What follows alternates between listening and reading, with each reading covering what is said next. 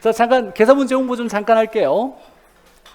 자, 계산 문제 특강이 두 가지가 있어요. 아까 이제 우리 전에 12월 달에 필수 계산 문제 특강이 있었어요. 필수 계산 특강이 있었고, 자, 그러니까 필수 계산은 반드시 합격을 위해서 반드시 알면 좋겠다라고 하는 가장 기본적인 유형과 대표 유형만 18가지 계산 문제를 제가 유형으로 만들었어요. 다 우리나라 최초야. 내가 한 거야, 내가. 네. 어쨌거나 그 중에서 9가지 유형의 기본 대표 유형만 건든 것이 필수 계산 문제예요. 그래서 이건 누구나 다 할 수 있어. 수포자든 나 초등학교 안 나왔든 상관없어요. 그냥 수업 들으면 다 할 수 있으니까 해야 돼. 반드시. 이건 필수예요. 근데 내가 계산 문제를 좀 더 잘하고 싶다. 이걸로 맞출 수 있는 건 운 좋으면 4개, 운 나쁘면 한두 개예요. 그러니까 운 나쁘다 어떻게 나올지 모르지. 나도 그냥 수업하면서 3, 4개 맞을 수 있어요 라고 얘기했지만 어렵게 나올 수도 있어요. 그럴 때 이제 응용 문제든지 좀 더 어렵게 여기 유형이 아닌 문제가 나올 걸 대비해서 자, 모든 기출 문제를 풀어주는 계산 문제가 기출 계산 문제 특강이에요. 기출 계산 문제 특강이 5월 18일에 있대요. 5월 18일 돌아오는 일요일 날에 10시부터 5시 반이지만 장담은 못한다. 네. 이건 늦게까지 끝날 일은 없어. 사실 이미 이제 했던 것들을 빼고 일부 내가 할 거니까. 수강료는 이렇고 현장 수강할 때 좀 싸게 해준대요. 그래서 계산 문제 좀 듣고 싶은 사람은 오는 사람만, 영상 가격은 더 비싸요. 근데 이제 와서 직접 듣는 사람만 좀 와서 들으면 좋겠다라고 해서 할인을 해준다고 하니까 합격의 온도를 높여라 이렇대. 원장님이 AI가 얘기해줬대. 네. 자, 계산 문제 누구든지 할 수 있다고 온도계로 할 거예요. 이 온도계는 이제 계산 문제 연습하는데 좋은 교재로 삼을 거고, 필수 계산도 온도계로, 기출 계산 문제도 온도계로 진행을 하고, 자, 1차 합격을 확실히 하려면 계산 문제 해야 된다. 이제 입이 아파요. 무조건 해야 돼. 우리가 말 문제로만, 즉 10문제가 나왔을 때 30문제 중에 말 문제만 24문제를 맞춰야 60문제예요. 60점이에요. 그러면 난이도가 높거나 안 배운 내용이 무조건 2, 3문제나 이런 게 나올 때 30문제 말 문제 중에서 24문제 맞추는 건 거의 불가능해요. 근데 우리가 불합격했을 때 항상 모자라는 개수는 많이 모자라지가 않아. 한두 개 모자라요. 3, 4개 모자라면 공부를 진짜 안 한 거야.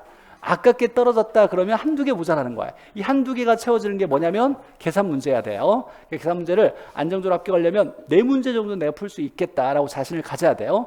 10개 중에 10개, 9개 나왔을 때 무조건 2문제 정도는 최고 난이도 문제가 나와. 근데 7, 8문제는 기본적으로 연습만 하면 충분히 풀 수 있는 계산 문제가 나오니까 내가 7, 8개까지 맞출 수 있다. 수학에 좀 관심이 있다거나 내가 좀 계산 문제 보니까 재밌네, 잘 풀리네 이런 사람들은 오히려 계산 문제를 연습하는 게 더 확실해요. 연습만 하면 돼.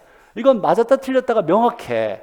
그래서 오히려 더 재밌어 하는 사람들이 많이 있어요. 어쨌거나 합격을 위해서 계산 문제 필요하다라는 얘기고, 자, 다른 문제 맞추면 턱걸이 하겠지? 안 돼. 사실 이거 운에 맡기는 거야. 운 좋으면 그럴 수도 있지. 나는 그렇게 해서 예외적으로 한번 했어. 합격을 했어. 계산 문제 다 버렸는데 합격했대. 그래서 야, 계산 문제 안 해도 돼. 다 합격할 수 있어. 이렇게 얘기하는 건 일반화 오류예요. 그건 그냥 특별한 케이스야. 운 좋게 찍었던 게 잘 맞았던 거고 그때 말 문제가 쉽게 나왔던 거야. 대부분은 무조건 불가능해요. 다시 얘기하지만 30문제 말 문제 중에 24문제 맞추는 건 거의 불가능해. 계산 문제 풀어낼 수 있어야 돼요. 운에 맡겨서 맞으면, 찍어서 맞으면 좋지, 합격하겠지. 이건 그냥 운에 맡기는 거니까 시험 대비가 아니에요. 그래서 계산 문제 준비해야 되고, 시험 시간이 부족한 거 아니야? 그래요, 부족할 수 있는데 이 시험 시간을 좀 더 늘리기 위해서 문제 푸는 요령도 필요한 거야. 답 나오면 넘어가야지. 다 읽고 또 읽고 또 읽고 넘어갔는데 좀 불안하니까 또 와서 읽고 이런 거 하면 안 되고, 답 나오면 넘어가야 돼. 모르면 그냥 모르는 거예요. 다시 읽는다고 다 풀 수 있는 게 아니에요.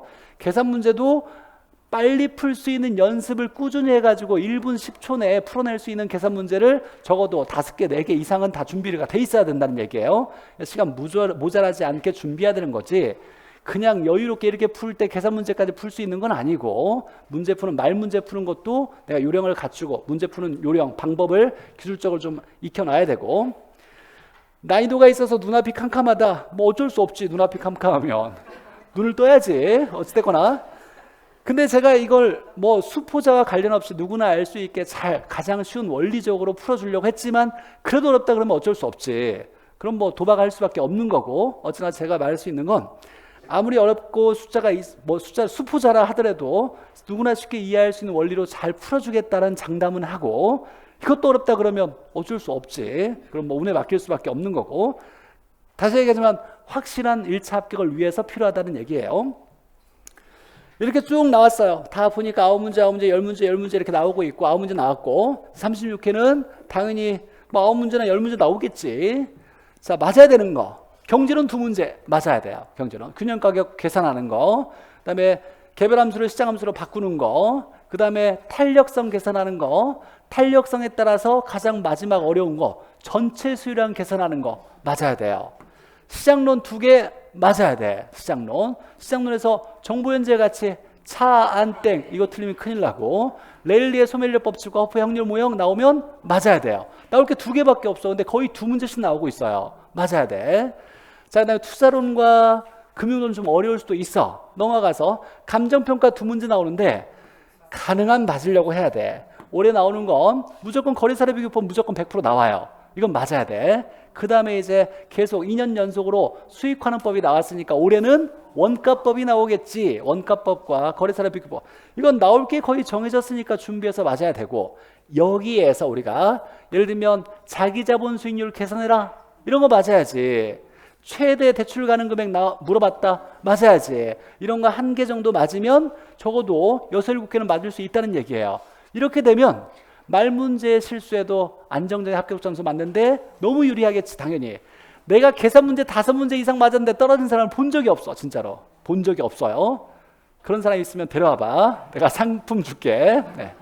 어제나 계산 문제 준비 잘하면 안정적으로 합격할 수 있다라는 얘기고, 잠깐 보면 테마가 이렇게 18개가지가 있어요. 18가지 테마 유형이 있는데 최초로 이걸 구분한 게 누구다?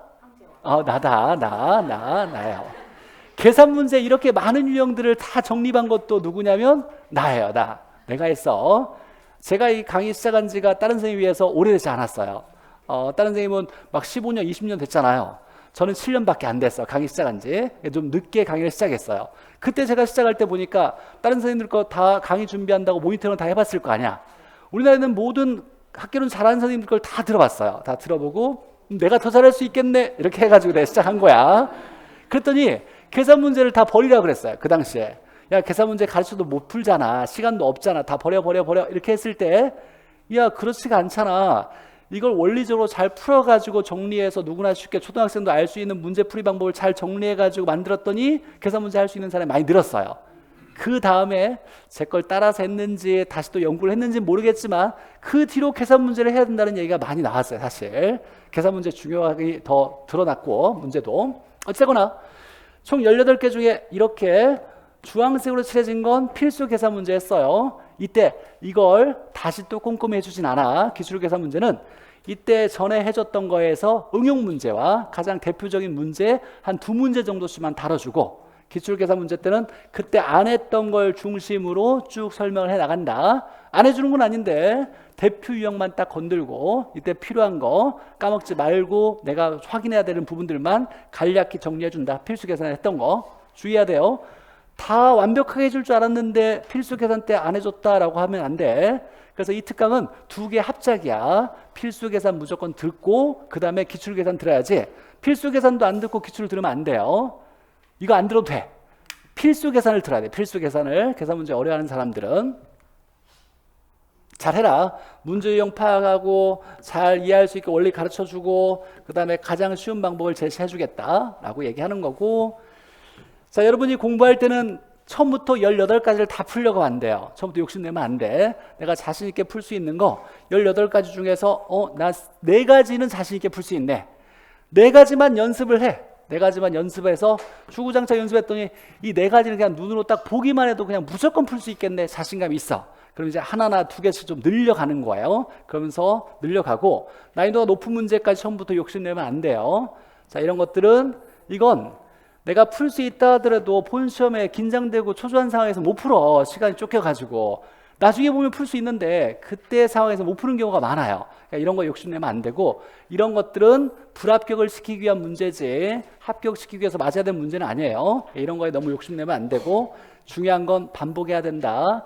풀었던 것도 맞았던 것도 풀고 또 풀고 또 풀고 눈으로 봐도 풀 수 있을 정도로 계속 반복하면 계산 문제 잘 해낼 수 있을 거고, 이런 사람들 들으면 좋겠다, 그냥 합격하고 싶은 사람들이고, 계산 문제 어려워하는 사람들 잘 풀어주겠다라는 거예요. 이게 가장 중요하죠. 1차 합격을 안정적으로 운 좋으면 합격하고 운 나쁘면 떨어지고 이런 게 아니라 어떻게 나오든지 간에 그냥 안정적으로 합격하겠다 그러면 계산 문제가 필요한 거예요. 이런 사람들이 들으면 좋겠다. 뭐 그냥 잘했대요. 네. 그렇대, 잘했대. 네, 열심히 했대. 네. 듣고 수포자도 잘 계산 문제 풀고 계산 문제가 오히려 반갑다는 후기들도 많이 있으니까 필요하시면 오셔서 들으면 좋겠다. 5월 18일 날에요. 돌아오는 일요일 날. 현장에 오시는 분만 할인해 주는 거니까 좀 시간이 된다라면 오셔서 같이 공부하시면 좋겠고, 계산 문제 잘 정리하겠다라는 거예요. 고생하셨고 다음 주에 뵙겠습니다. 수고하셨습니다.